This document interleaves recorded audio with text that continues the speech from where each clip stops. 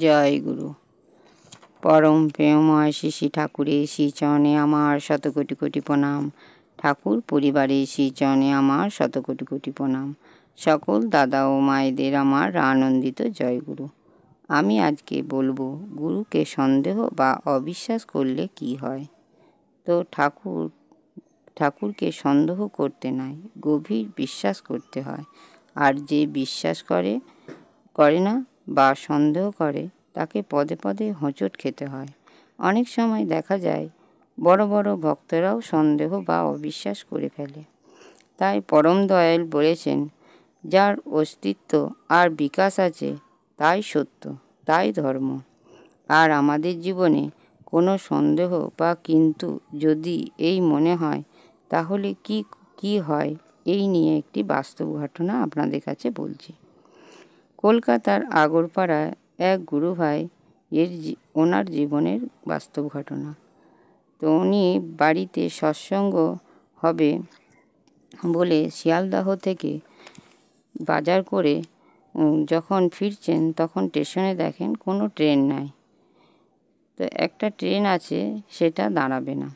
তো গুরু ভাইটি ঠাকুরের নাম করে জয় গুরু বলে বন্দে পুরুষোত্তম ধ্বনি দিয়ে ট্রেনে উঠে পড়েছেন আর বলছেন, আগরপাড়ায় ঠিক দাঁড়াবে।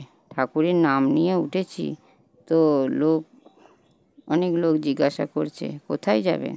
আগরপাড়া। আগরপাড়া তো ট্রেন থামবে না। তখন গুরু ভাইটি বলেন, না না, আগরপাড়ায় ঠিক দাঁড়াবে। আমার গুরুর নাম করে উঠেছি যখন, তখন ঠিক দাঁড়াবে। তখন আরও সব প্যাসেঞ্জাররা আছে, তারা বলছেন, আপনার গুরু কে? তখন গুরু ভাইটি বলছেন, আমার গুরু শ্রী শ্রী ঠাকুর অনুকূলচন্দ্র। আমার বিশ্বাস ঠিক ট্রেনটি থামবে। তো আপনারা তো জানেনই কত মানুষ আছে ব্যঙ্গ বিদ্রূপ করে। তো এখানেও সেই ব্যঙ্গ করছে, আরও কত কিছু বলছে, দেখব কেমন ট্রেনটি থামে। তারপর পরপর দুটো স্টেশন পেরিয়ে গেল। এইবারে ট্রেনটি পেরিয়ে গেল, ট্রেনটা থামে না। এবার গুরু ভাইটি মনে একটু সন্দেহ জেগেছে, যদি ট্রেনটা আগরপাড়ায় না থামে। এবার ট্রেনটা যখন আগরপাড়ায় এলো তখন একটু স্লো হলো। গুরু ভাইটি ভাবছে, যদি না থামে তো একটু স্লো যখন হয়েছে নেমে পড়ি। ব্যাস, যেই চলন্ত ট্রেন থেকে নামতে গেছে অমনি মুখ থুবড়ে পড়েছে। তারপর দেখা গেল ট্রেনটি আগরপাড়ায় থেমে গেল। তখন ট্রেন থেকে নেমে প্যাসেঞ্জাররা তাকে তুলে বলল, আপনি যখন জানেন ট্রেনটা থামবে তখন চলন্ত ট্রেন থেকে নামার কি দরকার, পড়ে গেলেন তো? তখন গুরু ভাইটি বললেন, শোনেন, গুরুর প্রতি অগাধ বিশ্বাস রাখতে হয়। মনে যদি একটু কিন্তু বা সন্দেহ আসে তাহলে এমনই হয়।